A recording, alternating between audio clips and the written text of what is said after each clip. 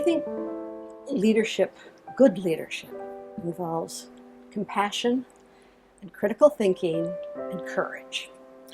And we're a profession that is filled with compassion.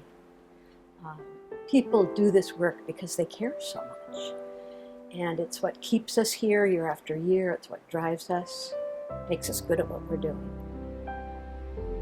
But the critical thinking and the courage part is where you really move into leadership. And it's essential. When people tell me they've come into the profession because they love working with children and they basically don't want to have to think about the big world.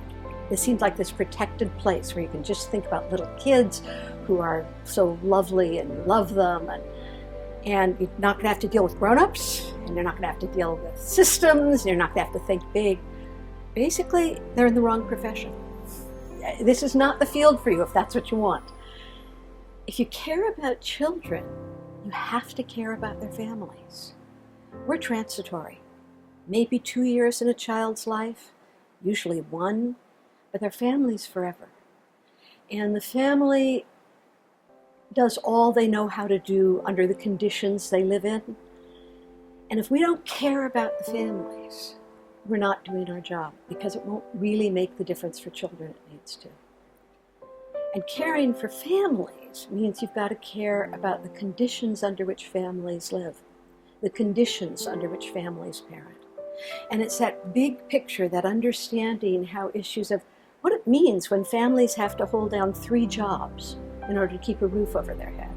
What it does to families to be under the kind of pressure where a society that nobody agrees on how you raise kids, and no matter what you do, somebody thinks you're doing it wrong.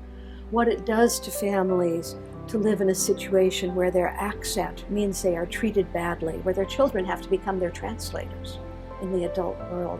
What it does for families trying to make it to work and to school in cars that break down and not having decent transit. We have to care about those things if we care about children. We have to care about that context in which parenting happens.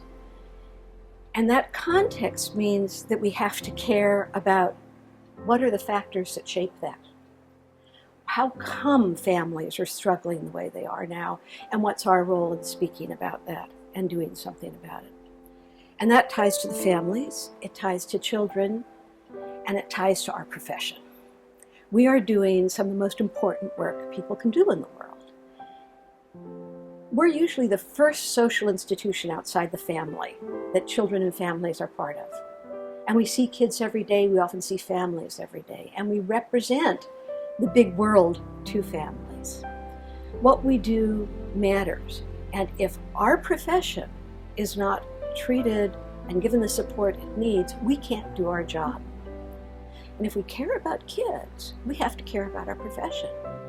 We have to know that turnover of staff is incredibly destructive to children. They just begin to trust, they just begin to know us, and we leave. Constant turnover. We have to know and think about what it means when ratios make no developmental sense. And how does that decision get made about what the ratio is going to be?